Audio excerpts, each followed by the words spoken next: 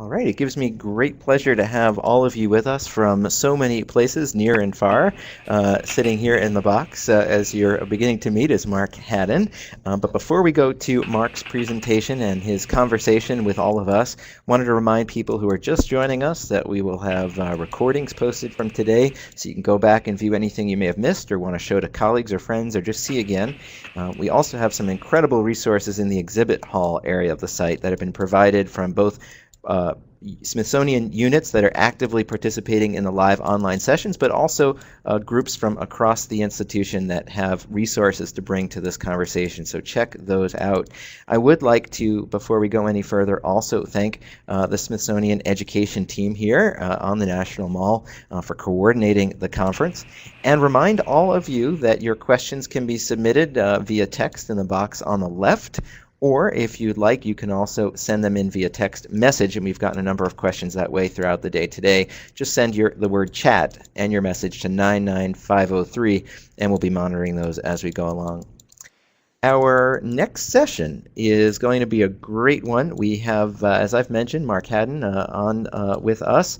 He is going to be taking us on a bit of a virtual field trip there, live to CERC, as it's called. He's the Director of Education. He works with a lot of groups who come in and visit the center, and also some who don't. He'll tell us a little bit about that, too. They're interacting much the way you are. So we're going to find out more about that, what's going on there. So please join me in welcoming Mark. Well, thank you, Jonathan. Mark. That's great.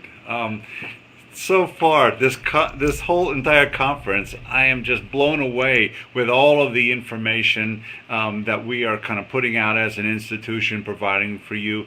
It's wonderful. I've been listening to it all day. I was as you know, if you have heard from Bert Drake, who was our initial speaker at the conference, he is also working here at the Smithsonian Environmental Research Center, and I'm going to run through some maps, and I'm going to show you exactly where I am.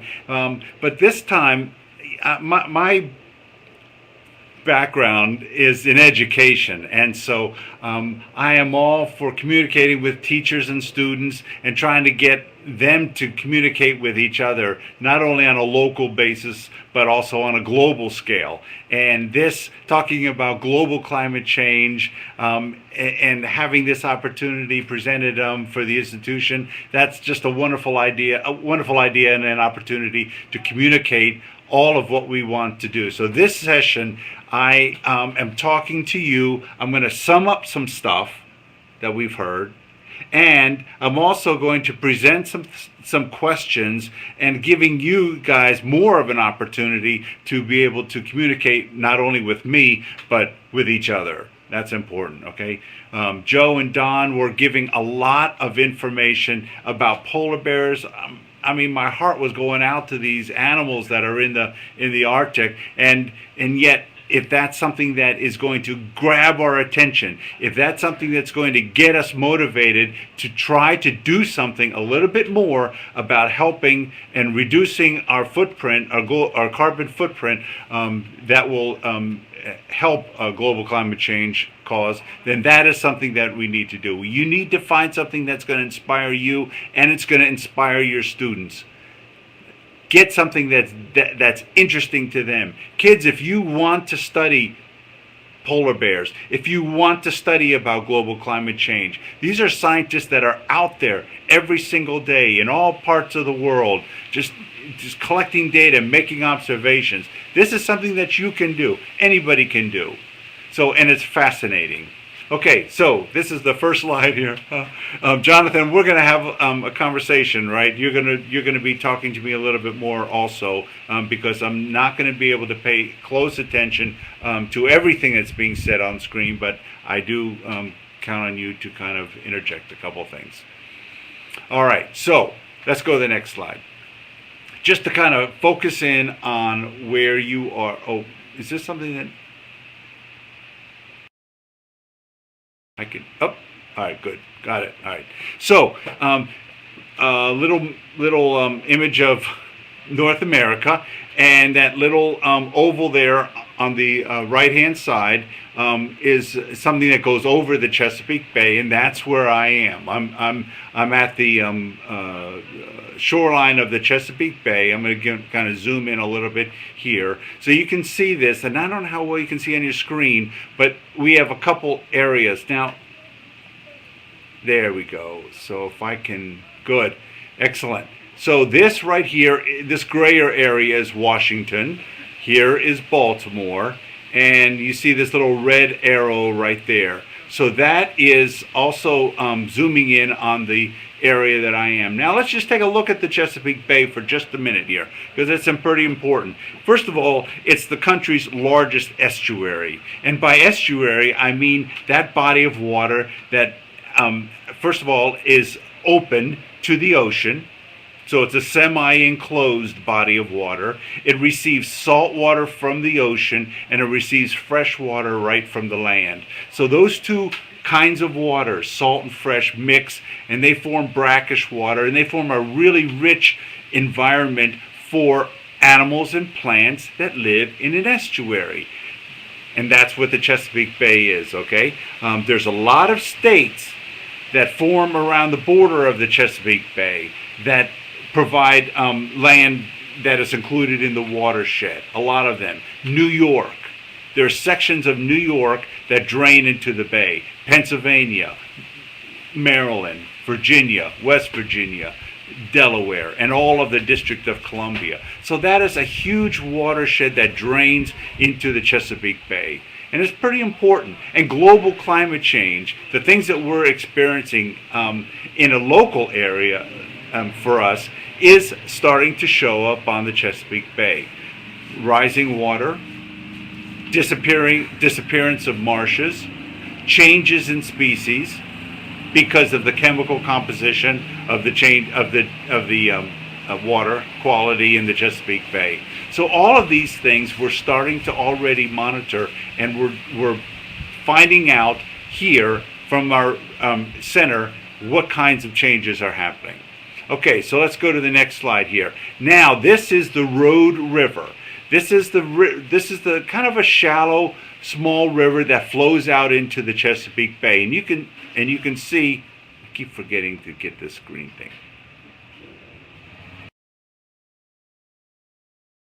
Excuse me for a second. Why is? Okay, good. So you can see the area on this particular river where we have a lot of development here, and we have a lot of farmland and agricultural land and some forests on the other side. So it's kind of like two different sides of the river, right? This presents a unique experience where our scientists can study how land use is going to affect some of the water quality that we're seeing in this river. Now, if we're going to zoom into this area way up here. That's what we're interested in, because the Smithsonian actually owns most of this area that's on the left side of your screen right here. So let's go into that. All right. All right. So this is the kind of the central location or the campus where the Smithsonian Environmental Research Center is. This is right here, okay? And you can see that this is the Road River right here, and then further out on the horizon is where the Chesapeake Bay is. So we're not too far from the water's edge, our scientists, and the entire land that the Smithsonian owns right over here. Kind of zooming in on the facilities here, we have a number of lab facilities. Now, the thing is, I'm showing you all this because I want you to understand the kind of resource that we offer here. The kind of resource that you as a teacher, you as a student, maybe you as somebody who is trying to look for a potential internship or whatever, can look to us and be able to get benefit from that resource. And I'm going to show you a few ways in which you can do that too, okay? All right, So let's just kind of keep on going. Now we have on the shoreline here, and this is very close to where I am, I'm going to show you, we have our dock facility, and we have some other research labs right here on the shore, on the shoreline here. And if you kind of just pull away a little bit, here's that same dock area and that research, the wet lab down here. But here is another building. And this is the building. I'm right outside. So if I kind of lean over, you can see past me all the way down to, there's a sidewalk that goes down there, and it goes down all the way down to the Road River. So I'm outside. I'm associated with the building because, you know, technology, I need internet and I need electricity. But the point is that we have the opportunity to show you and be with you while I'm outside. And that's really what I wanted to do. I know it's not an optimal condition, but it is something that works for me, and I love being outside. So here I am sitting in a little chair on the outskirts of this building called the Reed Education Building, and that's where I work. And that's where all these school kids come, and they do a lot of programs. But we'll get to that in a second. All right, so let me just tell you a little bit in these 4 fast slides exactly what it is, the kinds of research that we do, what we focus on. Because again, if this is something that you're interested in, again, as a teacher or a student or somebody seeking some professional career, then that is something that, CERC is something that you certainly can look into as far as taking advantage of using us as a resource. We do study global climate change. Here is the picture, the left picture of Bert Drake's research site that he talked about this morning, where he has these chambers that are pumping added levels of carbon dioxide into these chambers, and they're measuring that response of the grasses that are growing in there. And then we have another scientist, Pat Neal, and you know where he is, right? You know where he is because of the animals that are right behind him. He's not in the Arctic, he is in the Antarctic. So that's what you're thinking. And so we have a number of scientists that are very interested in global climate change.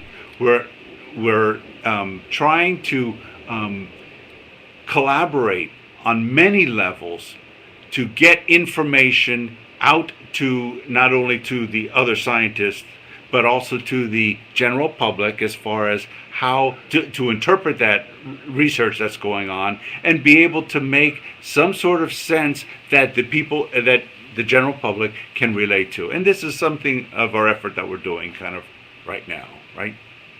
All right. Mark, one quick question came in from Yes. Jen. She's curious what the age range of people who visit CERC are. How young are the youngest visitors? So I will have a slide. Maybe we can just kind of go to that, but it's okay. We have programs starting at 4 years old on a Mom and Me program where you team up with with a parent, and you go out and you experience nature in a variety of ways. We have a variety of programs for the Mom and Me. So it starts out about 4 years old, and it goes all the way up to senior citizens. So those... Great. I know you'll cover some more of this as we go on. That's great. Okay. All right. So we also study populations, and so we're focused, being on the Chesapeake Bay, we're focused somewhat on aquatic organisms, but not all of them. We have labs that are doing forest canopy, marsh studies, upland ecology, but we also have labs that are very interested in some of the populations of fish and crustaceans here. So in this picture, here's a little sunfish, little pumpkin seed that we monitor. They like a little bit of fresh water, but we still monitor how the changes in population happen over many years. We're also interested in blue crabs, which you can see over here. This is a female blue crab. And in the Chesapeake Bay, if you're ever around here, you know that the population of blue crabs is declining. So that is something that we have been studying. Some of it, questions are relating to, is this of related to global climate change. We don't know that for a fact, whether it's a local kind of a change or whether it's more intense. Well, wind is picking up here. And then over here we study plankton. And you know that we have mentioned, Don and Joe have mentioned the importance of plankton. Well, in the Chesapeake Bay, it's the exact same thing. We have a lot of plankton in here, and our labs are studying all of the species and the populations of plankton that are interacting with each other. Coastal ecosystems, we're certainly very interested in invasive species and how not only that, but that's the changes in the ecosystem as a species would come into the Chesapeake Bay and upset the balance of predator-prey if it was from another port, sort of thing. And then finally, I'm kind of moving on here, landscape ecology. So landscape ecology is going to be something that we're looking at watersheds. So these are the kinds of things that we're focusing in on, and as far as either larger pictures of the environment or very specific relating to certain kinds of species.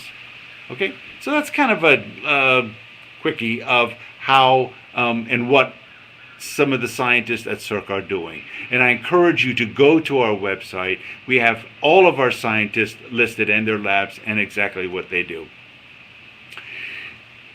And then it comes to the department that I run here, and that's the education department. So we have a variety of terrestrial and aquatic programs that allow students to get outside and learn, make observations, record observations about the environment and what they're seeing.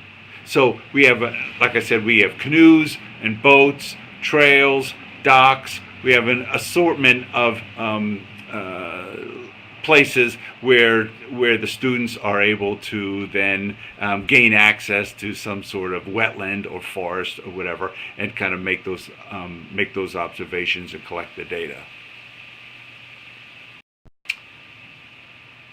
Mark, if you don't mind, I'm going to jump in. There are a couple of great questions here. Okay. You talked a little bit about the science that's going on. We have a question from Pino, who says, "What kinds of experiments are implemented at CERC to find out whether the decline in crabs is due to climate changes?" Some of the things that we're doing, first of all, we're looking at the water quality. Now, in the oceans, if you remember from some of these other scientists talking, that the oceans are a great sink for carbon dioxide.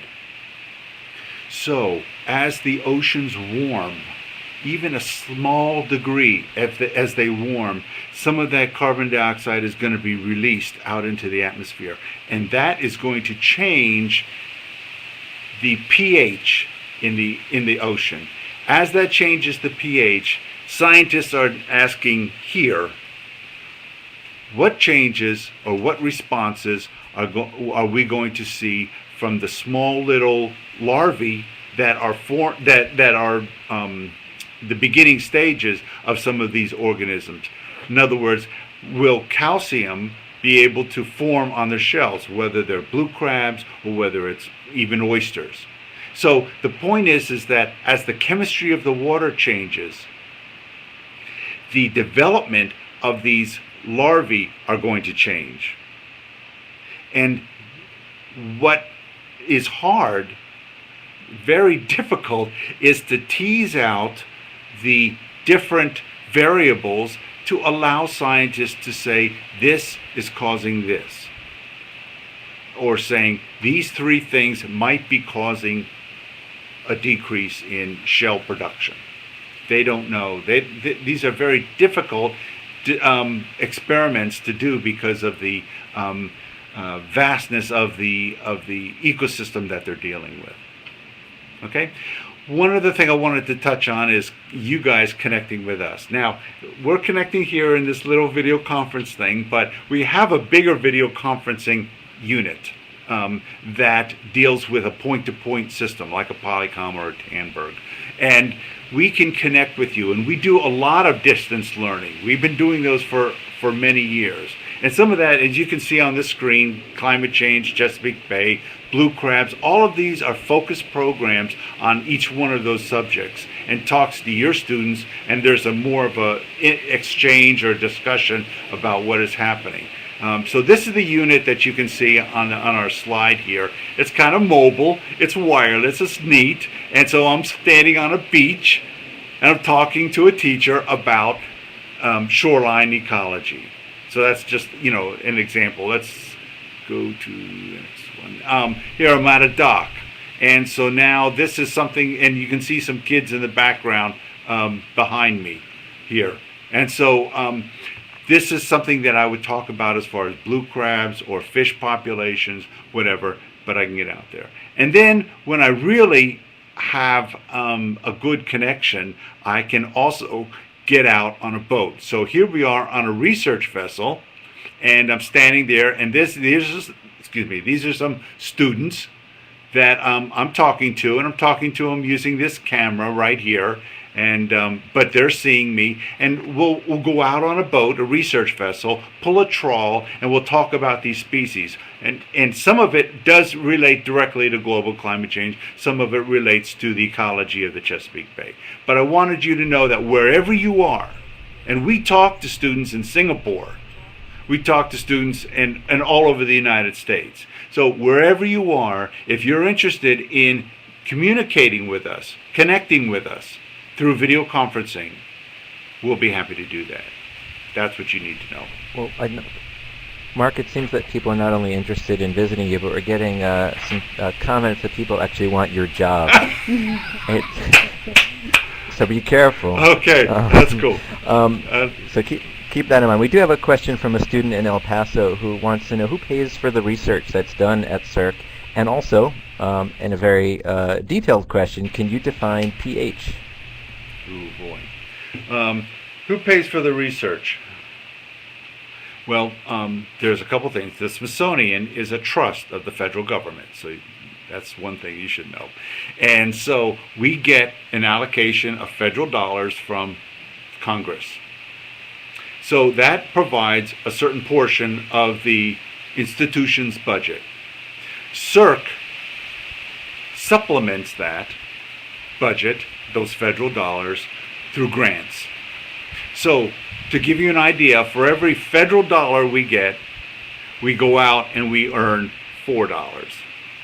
Okay? So that's the kind of relationship that we have. Scientists here are given some money for support through Congress, from Congress, but they also go out and they seek dollars to support the research, and that provides jobs for technicians, interns. It provides them the ability to travel, to gain equipment, all of that stuff. Okay. pH. I will say that this is a measure of ions in water, either hydrogen ions or hydroxyl ions, OH ions. It's a little bit too complicated for me to get into right now. And I would encourage you to seek out those resources from the web to just say define pH. It's a scale going from 0 to 14.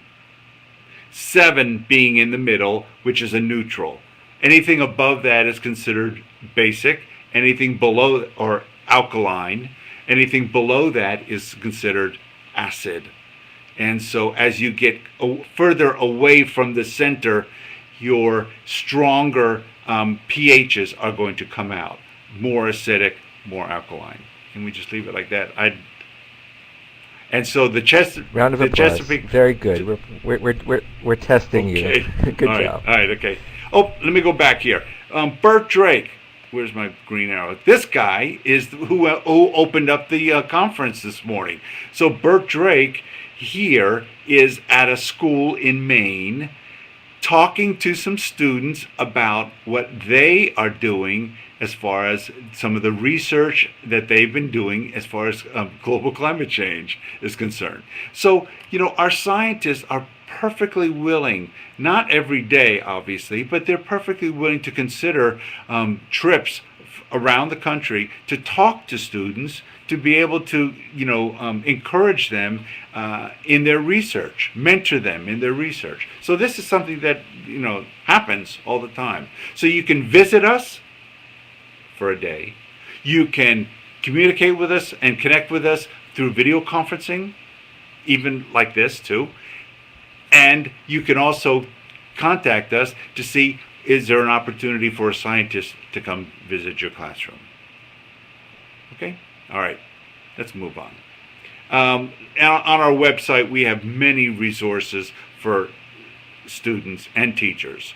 Just to give you an example of the kinds of things that we have about blue crabs. That's all. Sheets, and we have data on our website about blue crab populations. All right. So, if I can, Jonathan, are we good? Doing good?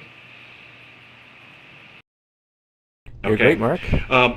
This is my little awakening slide here for everybody here. It's time to step up, right? It's time to step up. It's not time to just sit back and continue to learn about what it is that we've been talking about. Learning is very important. Believe me, it's very important. But it's time to step up, and it's time to start doing things, okay? And that's what you have to find. We need that. Takes us to a closer to a balanced Earth. All right. So what is that step? And I'm going to tell you. I think that maybe now would be a time to ask you, though, before I give you all my steps, what it is that you think would be something that you could do to step up to the plate. That is it. Okay. So let's just start looking at what we have here. You can kind of click on step up, take responsibility. Which are those things that you consider to be the highest? I know that some of you are saying, you know what? I can't just vote for one of them. Can we make this? And we intentionally had it set to force you to choose one. Would you like us to make this easier for people and allow them to choose more than one? Yes, if you can. I don't know. Okay. I don't know. Well, if people could only choose one, it looks like be a role model. But let's go ahead and see how that changes when we allow people to go ahead and choose multiple answers. All right. So go ahead and all right. Feel free to choose more than one now. Oh yeah.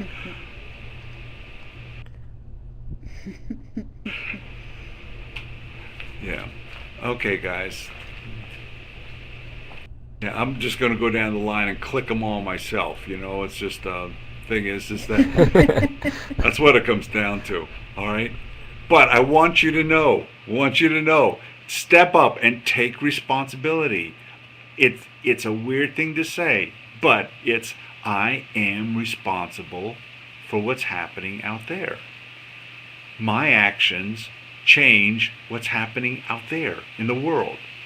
I'm responsible for that. So if I am, what are those changes? How am I affecting them? And what can I do about it?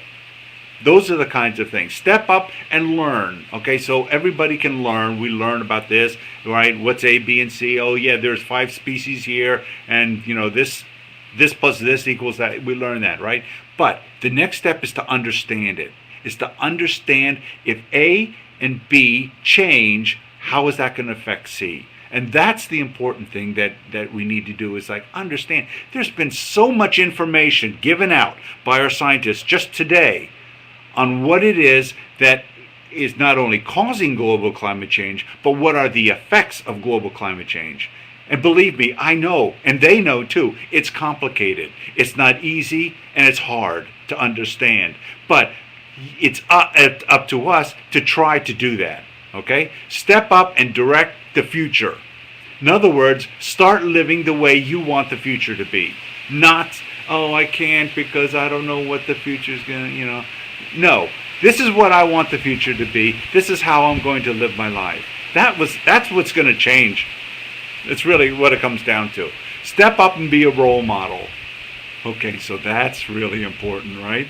Teachers, parents, older brothers and sisters, adults, even 5th graders to third graders, step up and be a role model. Start something in your community. Start something in your family.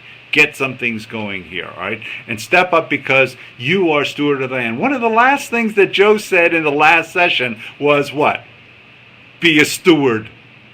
Be a steward of the land. And what's a steward? Somebody who is given possession or care for land or something and is knowing that they're going to pass it on to somebody else. And that's what we're doing. We're living on this land and we're getting ready to pass it on to another generation. And they're looking at us saying, huh? What did you do? So those are the things that we don't want to happen. We want to say, here, we took care of it for you. So step up and be a steward. All right, okay, excellent. Let's kind of move on. Mark, I'm going to jump in and just take a question here before we go further. There was a question about, and this might seem like out of the blue, but I wanted to come back to it. How do you feel about whether or not Asian oysters should be introduced into that ecosystem there at Chesapeake Bay to revive the oyster stock? Any thoughts on that? My thoughts on it. My thoughts are that the Asian oyster should not be introduced for a couple reasons. One is it's a alien or a foreign species, right? And scientists here, I can only mimic our scientists and what they're saying, and that is that they are not 100% sure what the outcome would be if this species were introduced into the Chesapeake Bay. For those of you, I just want to say we already have one oyster, a native oyster, in the bay. And there is talk about introducing another, and that native oyster's population is very low. There's talk about introducing another species, an Asian oyster, into the Chesapeake Bay to help increase the shellfish population. And that is something that scientists are working on, but they're not, and have been studying, but they're not all in agreement that this is a good idea. And I have to get on their bandwagon also. Okay?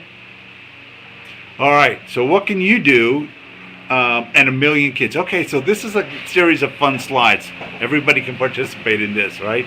What can you and a million kids? And remember, we were talking, Don and Joe were talking about, what can we do individually or maybe as a school? And others, Bert was talking about you and your family, family of 4. How can they and what can they do? And all right, so it's you and a million kids. And with 7 billion people on the planet, that's really not hard to do. And with all of our technology out there, it's not hard to do. We can communicate. So what would it be? What could you do? Tell me, what do you think you and a million kids can do to make an impact?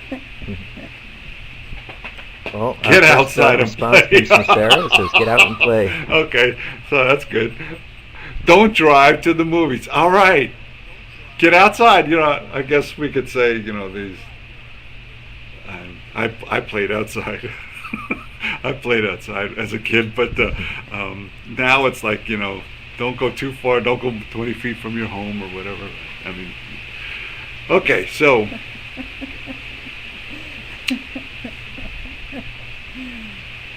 Ride a horse. Unplug and turn off.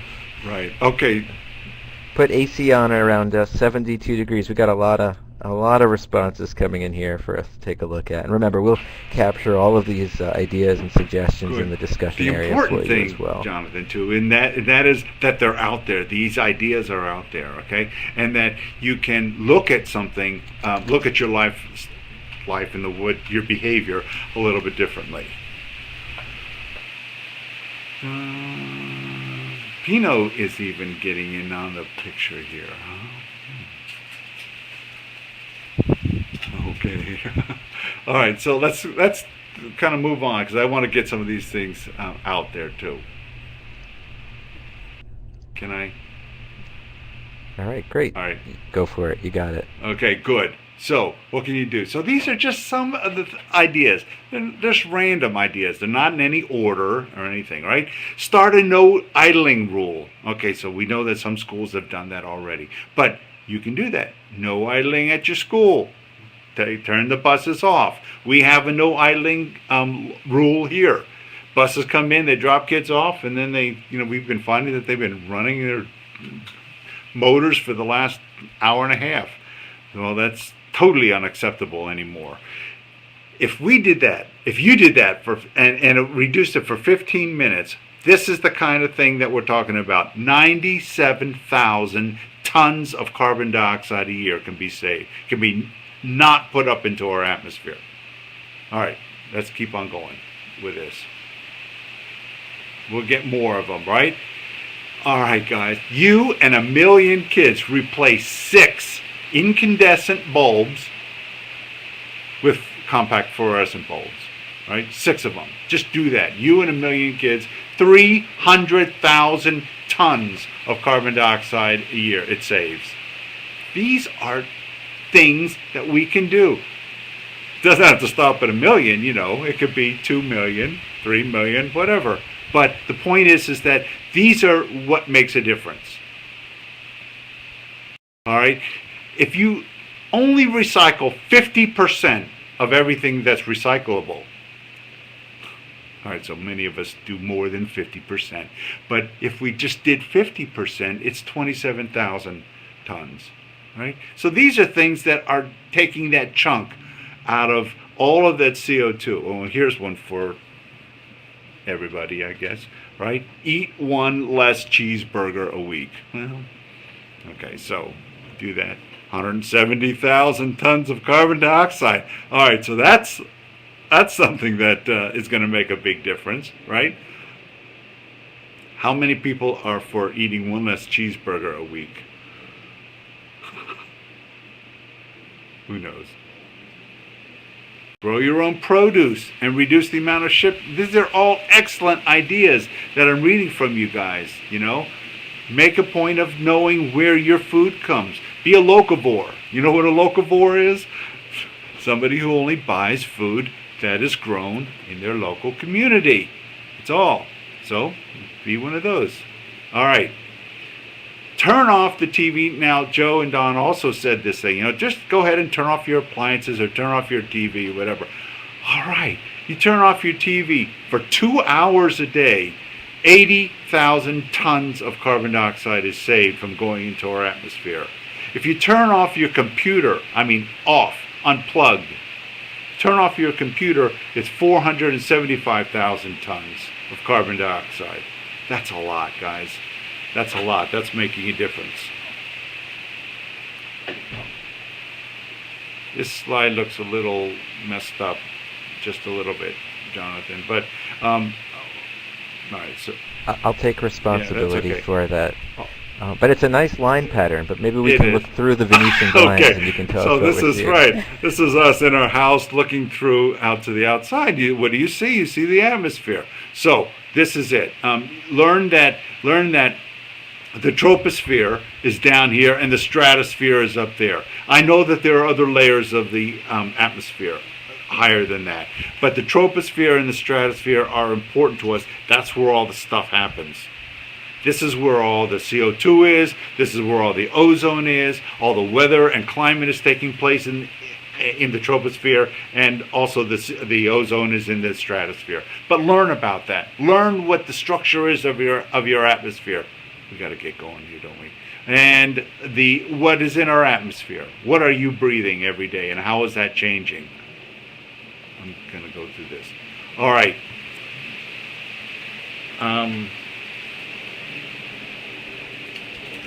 This is something that I think has not been mentioned with our scientists so far, and I think that is something that is pretty important for at least you guys to know about, and also take into consideration when you're learning about global climate change. And that is this ocean conveyor system. Here is a series of large currents that are moving around, that are moving through the oceans.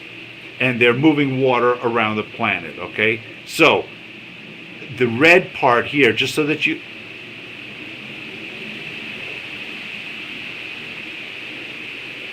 the red part here indicates a surface current, and the black part here indicates a really deep current. So the current is flowing up this way, comes up to close to Greenland and the North Pole there, cools down, and then sinks down into the deeper ocean and travels back down again. This is something that is going to possibly change as global climate changes. And when it does, it's going to have a big effect on our planet. So I have this is another example of another graphic of that same kind of system right in here. Here's Greenland up in here. Right? So here's a question here. When the oceans are referred to as having this conveyor system that you just saw in there, what is being conveyed? Meaning, what is moving? What is being carried from one part of the globe to another part in the oceans? And everyone, you can go ahead and type in the box on the left. Just what give is me a it word. That's being conveyed when we talk about. What is that? Yeah. We've got some responses coming in. Heat is the word that seems to be coming up most. We have someone saying carbon, salt, right. Water, energy, minerals, heat with the tides.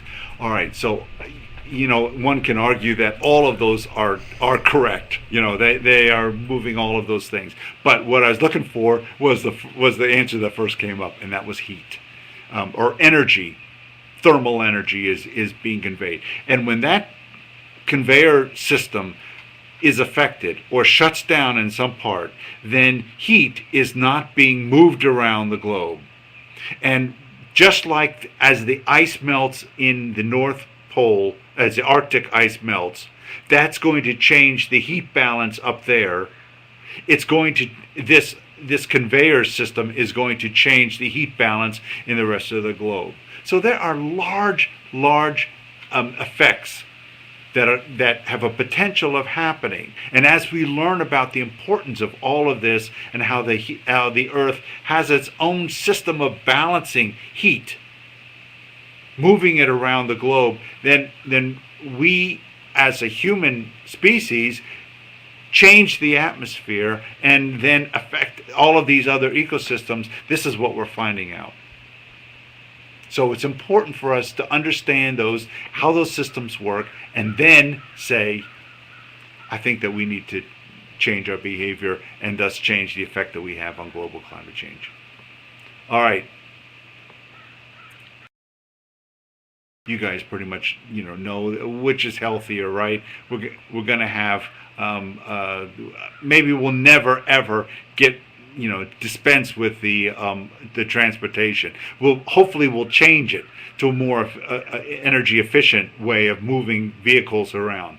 But better, let's get out. Let's get some exercise, get some fresh air, ride our bikes. Let's bring that back. It used to be that a lot of people did that. And if you go to other countries, I'm sure that you'd be surprised at how many people actually do that already. So anyway, let's kind of keep on moving on. I'm not going to get into that because you've already seen that. This again is Bert Drake's, our scientist here, his study site. If you missed it, please go back and just kind of be able to look at his presentation. It was a wonderful summation and actually an introduction to global climate change. But this is his research site right here at the Smithsonian Environmental Research Center. All right, so let's forget to reduce the use of fossil fuels. How do we do this? Yes. Okay. Will we reduce this is the question that I need for you to participate in. We'll do a series of these real quickly. All right. Will this reduce CO2 emissions if we reduce the use of fossil fuels? Okay, that's a no-brainer. Can we go to the next one? Develop alternate energy sources. Develop alternate energy sources. Most of the time it's going to be that, yes.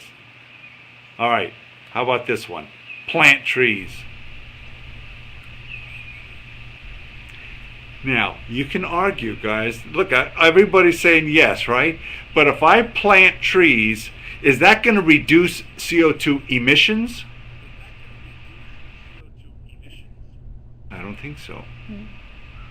It's not. It's going to help with taking CO2 out of the atmosphere. That's true. But, you know, I could still drive my large vehicle, and I can plant trees, and that is not going to do that. Okay, so you can see how it changes, right? Okay.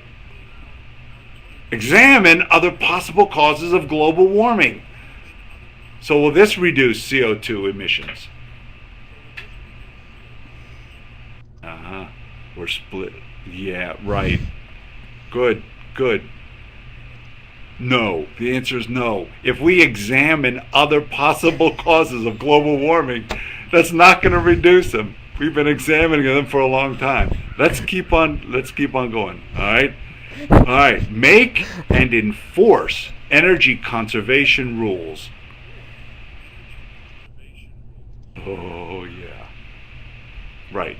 So we clearly are saying if we make and enforce, sometimes we make them, sometimes we don't enforce them, but let's make and enforce them, okay?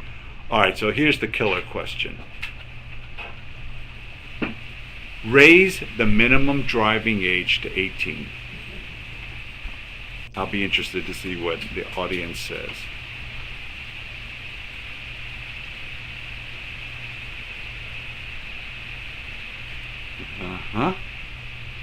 So you think that if we raise the age to 18, 59%, 60%, okay, 60-40. All right, so let's just talk about that for just 1 second. You got two families, and they both have a kid, right? And they both go to the same high school, but this kid has to wait till he's 18 before he drives, and this kid is driving at 16. So they want to go to a football game. So they say, Mom, Dad, can you take me to the game? Right. So the mom or the parent has to drive the kid to the school and drive back, and then drive to the school and pick them up after the game and drive back again. So now we made these extra trips, whereas the guy just didn't get in the car and go. Right. But then you can also argue, as you can imagine, that when a kid goes to the game, that they don't just go to the game and come back, right? They go to the game and then they go out someplace else and over someplace, and they end up using a lot more gas.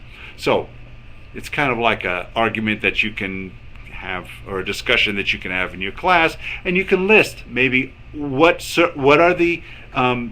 situation where it would actually reduce CO2 emissions, and what's a situation where it wouldn't reduce CO2 emissions. Okay? Oh, you did. And Mark, we've put up that question right here so we can try looking through this scenario. So on the left-hand side, go ahead and type in a scenario where raising the minimum driving age to 18 would reduce emissions of carbon dioxide. And on the right side, give us a situation or a scenario where it would not reduce emissions. Yeah. Go ahead and try this exercise out for a moment. We're reading.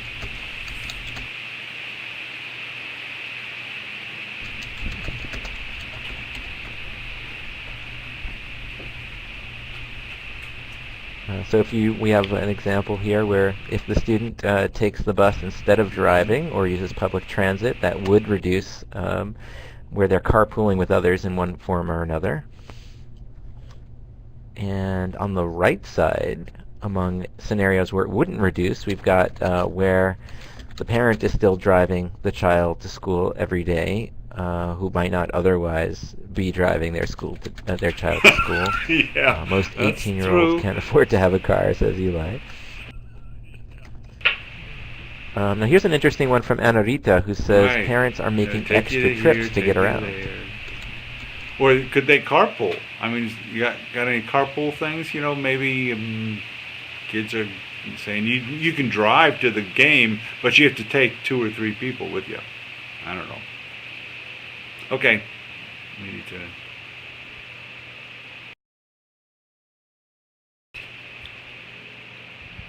Making.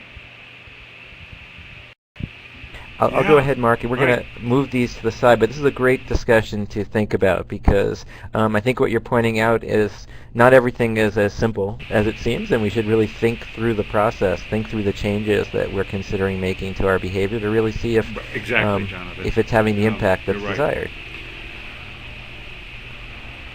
Thank you, everybody, actually, for contributing to that little discussion there. That was great. And that's something that you can continue either around the table or you can, Anyway, oh, look, we have this nice slide here. Okay, so the driver of this shuttle, what we call the Caterpillar, this is our shuttle at CERC, our electric shuttle. And so the driver is actually the secretary to the institution, to the Smithsonian.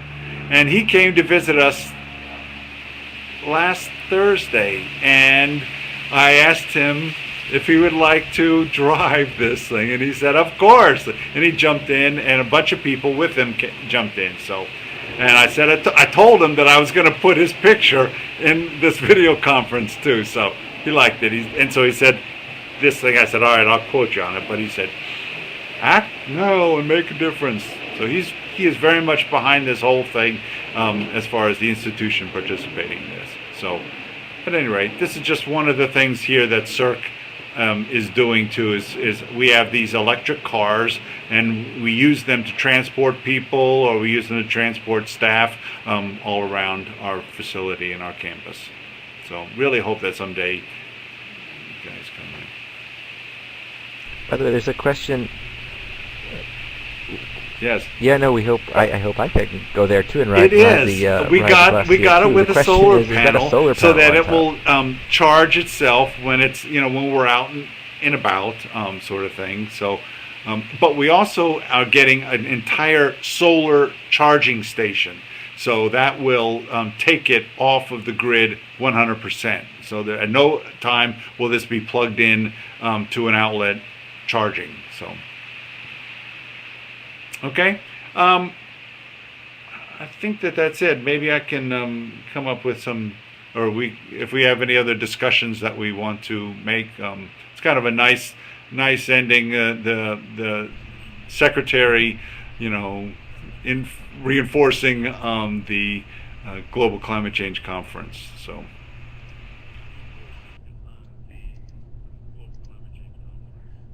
Well, this is great. Thank you so much, Mark, for this field trip and for showing us not only the programs, but also some of the work that's being done there at CERC, and also for your invitation for many of us to come and find ways of joining you. There are some questions about internships and out-of-state internships available, and I know we've put the link to cerc.si.edu where a lot of this information can be found. There's also a great video that has been produced more specifically on the work of Bert Drake, which is in the virtual exhibit hall.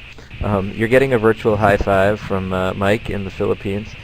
Does anyone have any? We only have a moment. We're actually a little bit over here, but if you have any last questions for Mark, now's a it's great just further time. down. And we're getting a little bit of. What are we looking at there? Take this down further, but we're looking toward the. Let me get it ready.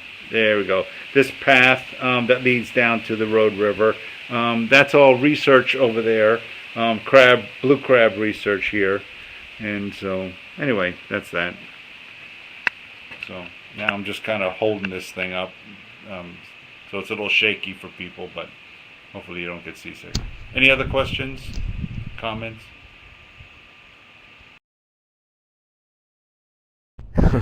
Is Edgewater? Just a reminder of the town in which CERC is located.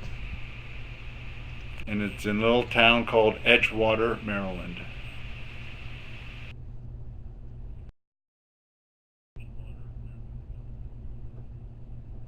Great. Well, thank you very much, Mark. We know that, well, it's nice that we got you outside here to join us today. Many of us are jealous. It looks nice, the sound of the breeze and the birds in the background.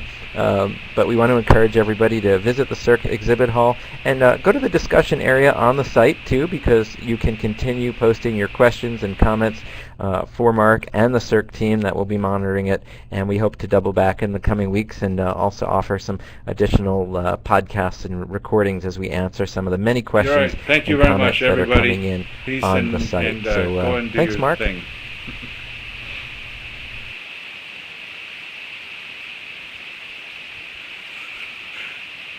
We will. And speaking of doing our thing for today is to give you all a break, no matter what time zone it is where you're joining us from. It is a break time. We will rejoin you tomorrow at the same time, Washington, D.C. time, for another 4 sessions, which is day 2 of 3 days of the Smithsonian Education Online Conference on Climate Change. There is a lot in store for you tomorrow, some great discussions, and we hope you will be there with us as well. So on behalf of Smithsonian Education, thank you all for being here. We'll see you tomorrow.